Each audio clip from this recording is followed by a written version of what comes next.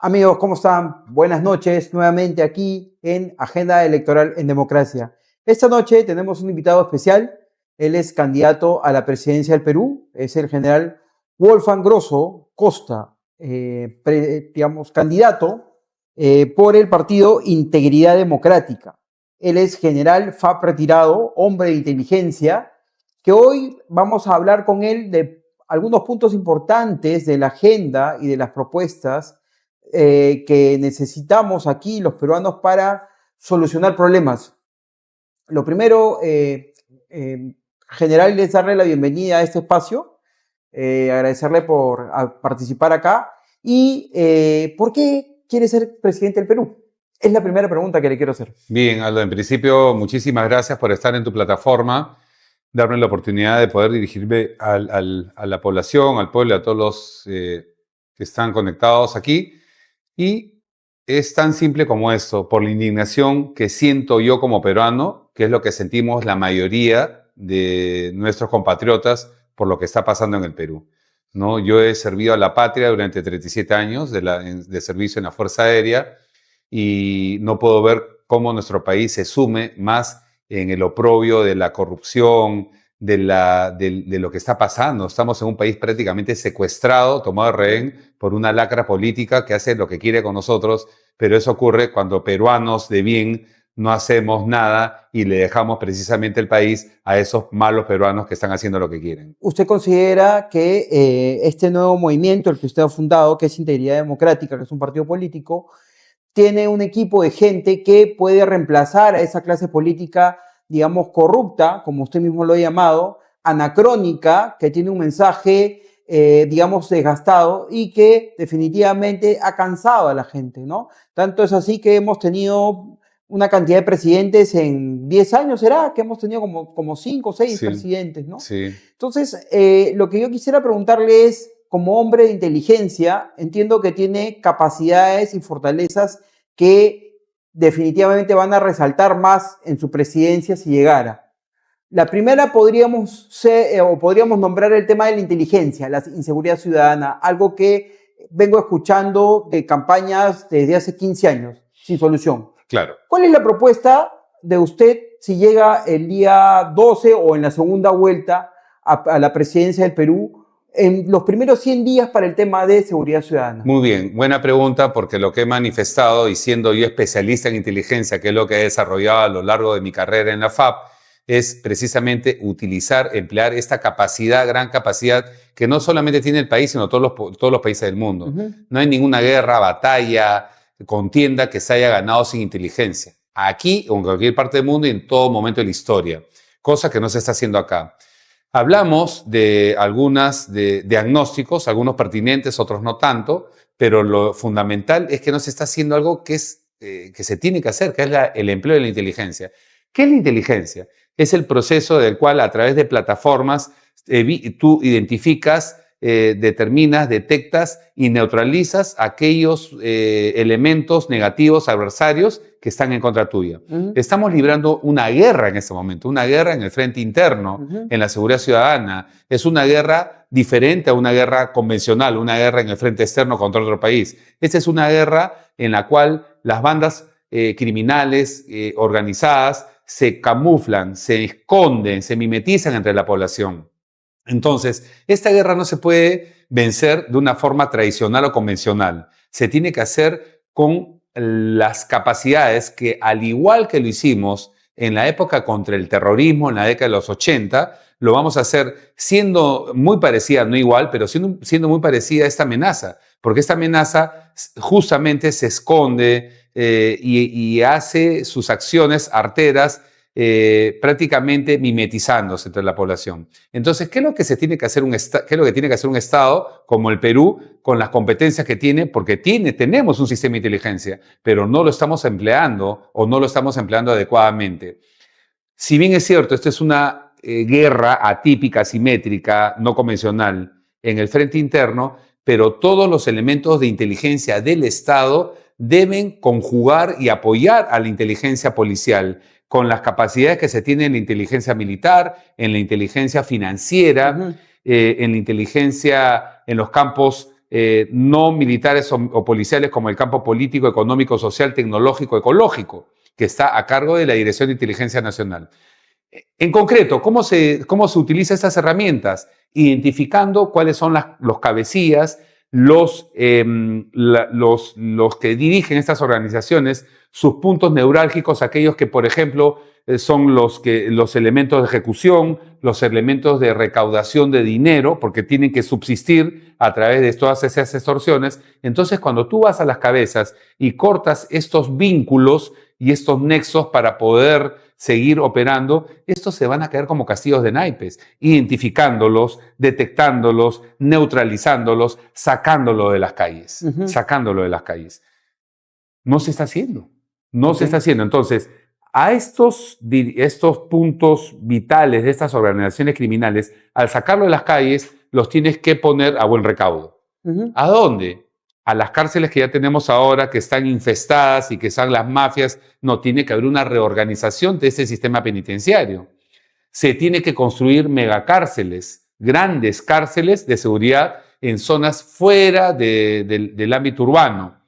Entonces la pregunta viene, se tiene que hacer una reforma del sistema judicial, obviamente, se tiene que hacer una reforma de la policía, obviamente, eso está, lo segundo, en competencia del Ejecutivo, lo otro es una coordinación que se tiene que hacer con un elemento independiente como es el Poder Judicial, en ese equilibrio de poderes, pero para eso está un estadista para dirigir justamente el país en ese sentido. Pero mientras hacemos esto, ¿dónde ponemos a los delincuentes? Se tiene que habilitar instalaciones militares que no están al 100% de su capacidad operativa y esas instalaciones militares, invirtiendo obviamente porque se necesita dinero, los vamos a tener esos presos a estos delincuentes incomunicados, con el mínimo de contacto con gente de afuera. Se tiene que neutralizar cualquier tipo de contacto electrónico a través de cualquier llamada. O sea, se tiene que emplear todas las competencias tecnológicas para poder justamente neutralizar a estos delincuentes.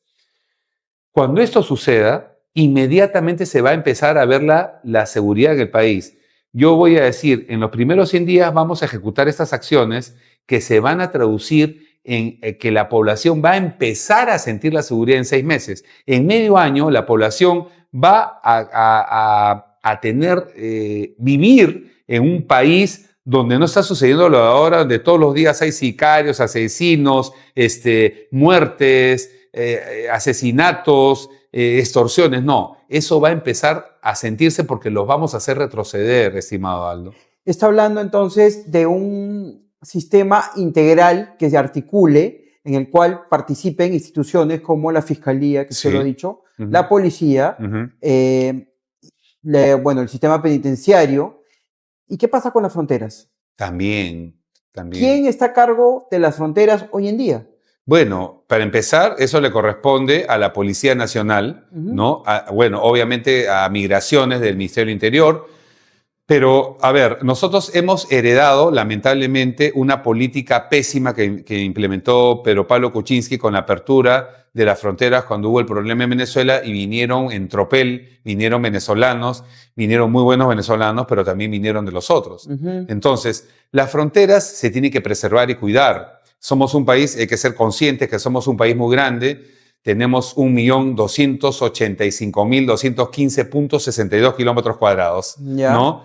Es inmenso. Tenemos 5 fronteras porosas, pero ante la eventualidad de tener fronteras que sean porosas, abiertas, que el control sea difícil, ¿no? Entonces tienes que establecer controles progresivos a lo largo al interior del país. Obviamente, la seguridad va a empezar con el control territorial. Si tienes un control territorial utilizándolo, obviamente, la tecnología, el blockchain y herramientas tecnológicas, vas a poder ir controlando. Y persona o ciudadano que no tenga la legalidad para estar en el país, ciudadano o poblador que tiene que ser devuelto, como lo hace cualquier país, como lo hace cualquier país en el mundo. Esa frase, justamente, en general, lo hemos escuchado de muchos candidatos, no solamente aquí, sino afuera también.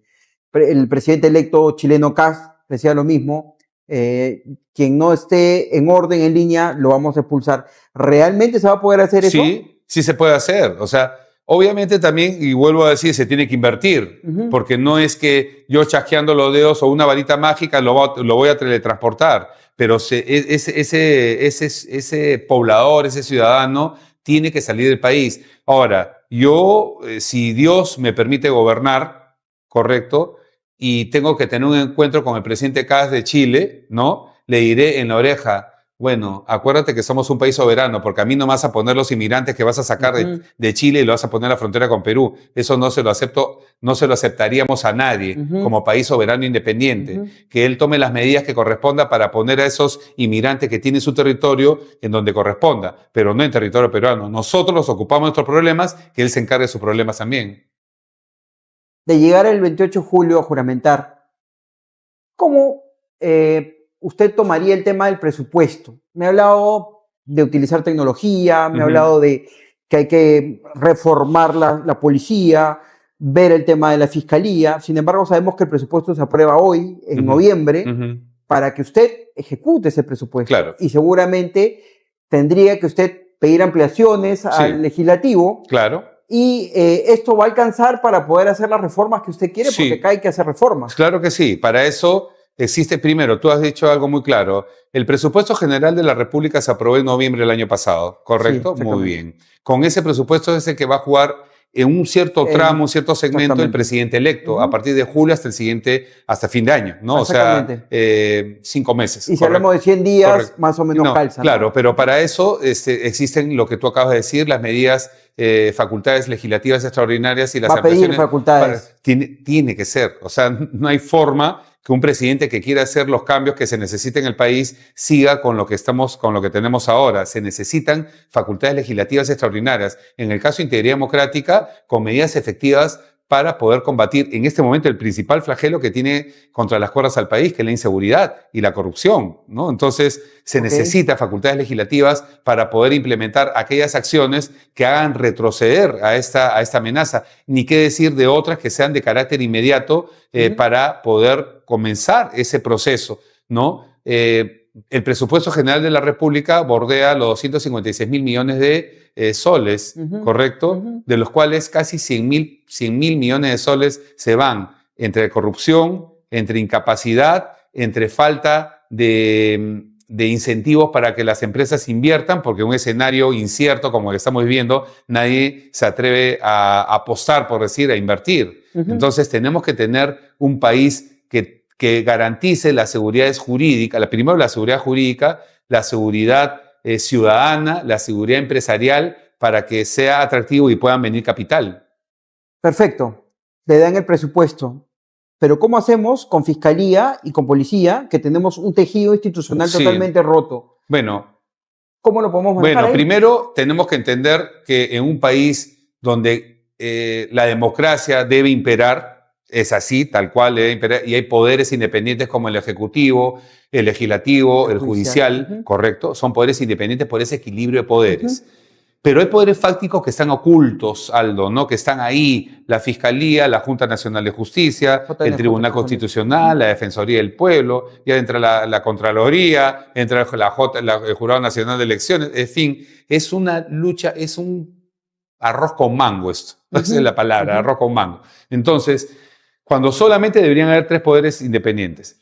Lo que compete al Ejecutivo se va a hacer. Lo que compete al Ejecutivo es la reforma del sistema penitenciario, que pertenece a Justicia, la reforma de la Policía, que pertenece a Interior. En lo que compete a la reforma del Poder Judicial, se tiene que establecer los mecanismos competentes, establecer esos puentes para que como estadista, como gobernante, me tenga que sentar, me gusta o no me gusta el fiscal de la Nación, el presidente del Poder Judicial. No digo que no sea así, que no me guste, simplemente digo, más allá de aquellos problemas como sucedió con esta presidenta Dina Boluarte, que más preocupada está en sus juicios, en todas las investigaciones que tenía, que en realmente dirigir el país, y no se sentaba con la fiscal de la Nación porque está inmiscuida, pues tenía rabo de paja y tenía un montón de pendientes y procesos abiertos. Pero lo que tiene que hacer un estadista es sentarse con aquellos actores políticos o aquellos que tienen, o relevantes, que tienen que ver con la conducción del país. El presidente está sentado en Palacio de Gobierno. Correcto, es el que preside el país y preside un poder como es el Ejecutivo, pero tiene que tener la capacidad para poder establecer esos canales, sentarse y decir, bueno, el único norte que nos interesa a ti como Poder Judicial y a ti como Poder Legislativo es el país, es el Perú. Se puede hacer, se tiene que hacer. Y dentro de eso, esos canales de comunicación y esa conversación que tiene que haber teniendo, y vuelvo a enfatizar en el entendido que todos queremos lo mejor para el Perú, hacer esa reforma en el Poder Judicial. Esa reforma que va con una limpieza, con una reestructuración, con procesos más eficientes, más rápidos, céleres, claro. Porque si no, estamos entrampados en lo que estamos viviendo en este momento en el Perú. Acaba de hablar usted acerca de la independencia de los poderes del Estado. Poder Ejecutivo, Poder Legislativo y Poder Judicial. A partir del 12 de abril vamos a tener un cambio constitucional con una bicameralidad. La bicameralidad implica que vamos a tener una Cámara de Diputados, el cual va a tener como función principal crear leyes, más leyes. Pero esas leyes van a subir a un Senado, la Cámara Alta, la cual va a elegir y va a tener competencias como quizás no hayamos visto antes. Usted se va a sentar o va a tener interlocutores políticos si llegara a ser presidente con el Senado, que va a tener un poder bastante fuerte, para poder llegar a hacer esas reformas. ¿Está dispuesto a hacerlo?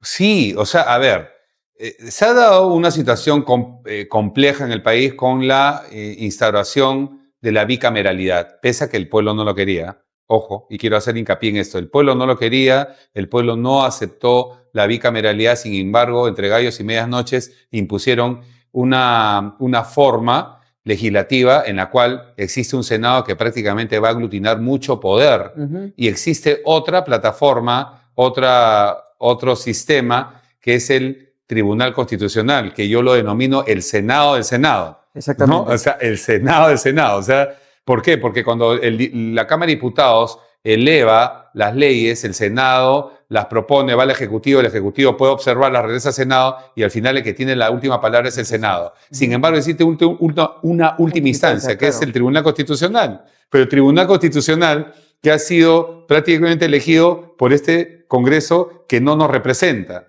Estamos en una situación compleja, pero ahí viene algo que es muy importante, el verdadero poder. ¿Y sabes cuál es, Aldo? El poder del pueblo. El poder del pueblo. ¿Va a llamar a usted a un plebiscito, así es. Consulta popular? Sí, corresponde hacerlo, teniendo en el entendido, nuevamente digo, que lo que tiene que prevalecer es a quienes nosotros nos debemos, que es decir, al pueblo, entonces tendrá que ser el pueblo el que decida qué es lo que se tiene que hacer con el rumbo del país. ¿Cuál sería el objetivo de esta si es que en un momento determinado, en la reforma, claro, hay un cruce que sea inaceptable, que sea fuera de parámetro, donde cada vez tengan un poder que hagan lo que quieran, que es lo que está pasando en este momento con nosotros, con el Perú en este caso, ¿no? Entonces, nosotros no podemos aceptar ser gobernados por un grupo que al final no nos va a representar, que sigue representando sus intereses personales u organizacionales y no los colectivos, que es el Perú. Dos preguntas. La primera es, de llegar a 28 de julio a ser presidente y todavía no se ha solucionado el tema de Petroperú, ¿privatizaría Petroperú usted? Sí, nosotros estamos en la línea de una privatización, pero no tiene que ser una privatización a rajatabla, sino tiene que haber una reforma, un estudio de lo que es Petroperú como tal, ¿no? Particularmente pensamos nosotros que Petroperú es una entidad que ha generado mucho gasto al Estado, una entidad que ha sido prácticamente inyectada de dinero de todos nosotros, que solamente en los últimos 7 años más o menos equivale a la compra de 3 sistemas de aviones como el que quiere comprar el Perú, fíjate. Pero le inyectas dinero por arriba y le chupas dinero por abajo, siendo una caja chica de los gobiernos de turno. Sí, entonces, tenemos que ser claros que lo que tiene que prevalecer es el bien colectivo antes que el bien menor. Yo sé que hay sindicatos que no están conformes con esta privatización, entonces vamos a hacer primero el estudio y de la reforma de una entidad para hacerla mucho más eficiente. Pero, ojo, se van las planillas doradas, se van esa cantidad de gerentes. Mira, creo que ahí la proporción es 4:1, o sea, 4 trabajadores por un gerente, por un alto funcionario, con planillas doradas. O sea, siguen viviendo y chupando del Estado. Entonces tenemos que tener un Estado eficiente y eso es uno de los objetivos que tenemos nosotros como partido. Y la última pregunta, general, siendo usted un hombre de armas con formación militar, ¿Perú necesita adquirir más capacidades militares? Cuando me refiero a esto, me refiero a la compra de los aviones, que hasta ahora no se da.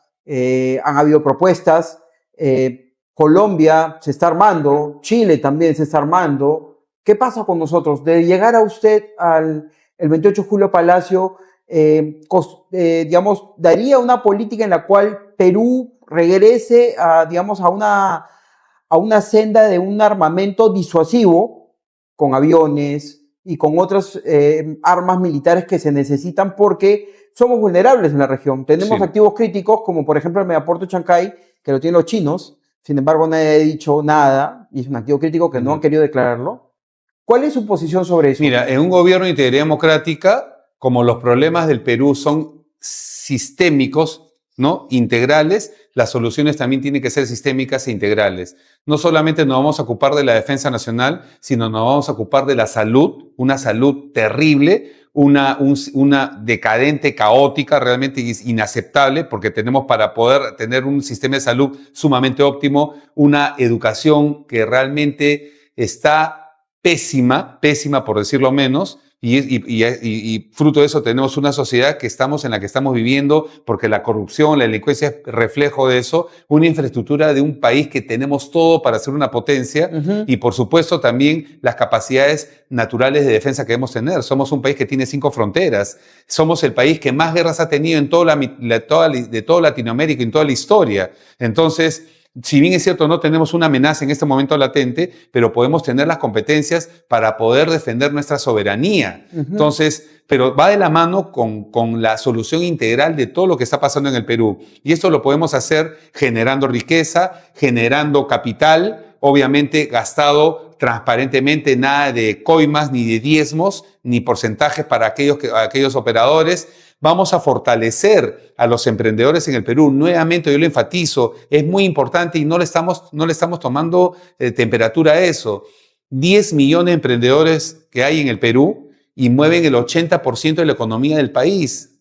Emprendedor es este podcast. Emprendedor es el emolientero, el bodeguero, el canillita, el que tiene una pequeña, mediana empresa. Sin embargo, se oscila entre 2 frentes. Por un lado, un extorsionador que prácticamente lo conmina a que le pague, ¿no? Lo extorsiona. Y por otro lado, también un Estado extorsivo que en vez de dar facilidades para la formalización con procesos cortos, eficientes, donde la idea es que ganemos todo, no lo hace. ¿Qué es lo que está pasando? Se preocupan, por eso digo, y esto es lo que me indigna a mí, se preocupan más en robar en grande, con grandes procesos, que en pensar en ese pequeño emprendedor. Claro, a un emprendedor como tú no le va a sacar muchos millones de soles, te roba por abajo, raterito, ¿no? El Estado raterito, ¿no? Y al emprendedor le mete palo y agua en vez de fortalecer y ayudarlo. Eso es lo que tenemos que cambiar. Pero como no les interesa el Perú y lo único que les interesa son sus billeteras y sus cuentas bancarias, bueno, lamentablemente para ellos ha llegado un gobierno como Integridad Democrática que va a hacer ese cambio reestructural, refundar la República realmente con un Estado eficiente. Y eso no me hace por si acaso revolucionario, me hace un peruano con competencias, con capacidades, con verdadero amor por el Perú, que vamos a poner todo nuestro empeño para volver al Perú al sitial que le corresponde. Lo último, ¿cómo quisiera que lo recuerden a usted si es que llega a ser presidente el 12 de abril o la segunda vuelta y juramento el 28 de julio?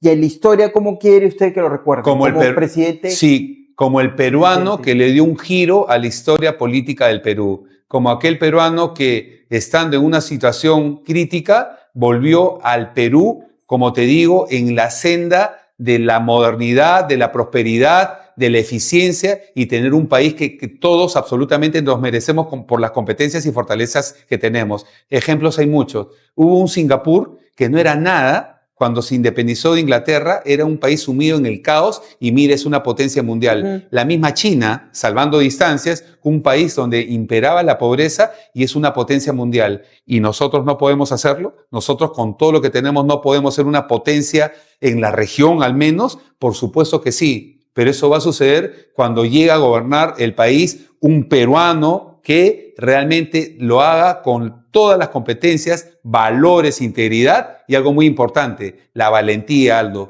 porque vamos a enfrentarnos a un sistema que va a querer sacarnos del camino, pero acá estamos, vamos a poner todo en nuestras competencias y esas ganas realmente y ese verdadero amor por el Perú.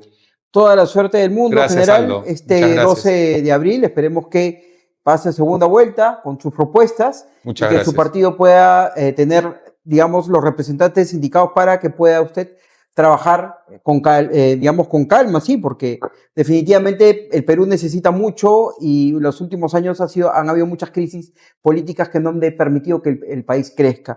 Muchas gracias, general Wolfgang Grosso, presidente del Partido Integridad Democrática. ¿Algo más a sus lectores? Sí, simplemente decirles que de cara a las elecciones que ya es ahorita en 2 meses, vean, sigan las plataformas Integridad Democrática. Yo no prometo lo que no voy a cumplir y lo que sí les prometo es que vamos a volverle la dignidad al peruano, vamos a volverle la seguridad para empezar para que puedan caminar tranquilos, vamos a nosotros combatir implacablemente la corrupción, vamos a volver a darle un torque, a un giro a estos sistemas que nos tienen acorralados con una salud realmente digna, no la que estamos viviendo ahora, con una educación de primer nivel, sin esas brechas que existen, con una infraestructura de primer orden, con industrialización, realmente con todo lo que merecemos nosotros como peruanos y sobre todo con la valentía nuevamente, porque tenemos en Integridad Democrática peruanos de primerísima calidad. Y ojo, por si acaso, vamos a convocar a los mejores, independientemente de los colores o tiendas políticas. Acá en el Perú lo que tiene que prevalecer es la meritocracia y esa meritocracia va a estar basada en peruanos que tengan competencias, que sean íntegros y que sean valientes. Y estoy completamente seguro que con esa fórmula vamos a volver al Perú al sitial que le corresponde. Bueno, amigos, muchas gracias. Nuevamente acá en Agenda Electoral en Democracia. Estuvimos con el general Wolfgang Grosso, presidente del Partido Integridad Democrática. Este 12 de abril, ya escucharon sus propuestas. Esperemos que puedan tomar las mejores decisiones. Sí, muchas gracias. Y no se olviden, Aldo, por favor, disculpen, antes de continuar, no se olviden de marcar, este es el color, del color del partido, color azul acero, las manos cruzadas, que significan la convergencia, y es la unión, la que debe haber, no fragmentación del país. Ya basta de fragmentación, basta de ideologías de izquierda, derecha, no. Lo que necesita el Perú es converger todos unidos sin distinción alguna. Y eso es lo que nosotros vamos a hacer con las 3 líneas que enmarcan nuestros preceptos, que es eficiencia, decencia y valentía. Así que no se olviden, las manos cruzadas, el color azul acero y las 3 líneas al infinito, que es lo que marca y lo que refleja lo que somos todos los peruanos en realidad. Muy bien, ya escucharon al general. Muchas gracias. Y el 12 de abril tienen una cita con la democracia. Buenas noches. Gracias. Muchas gracias, Aldo. Muchas gracias. Gracias. Muchas gracias.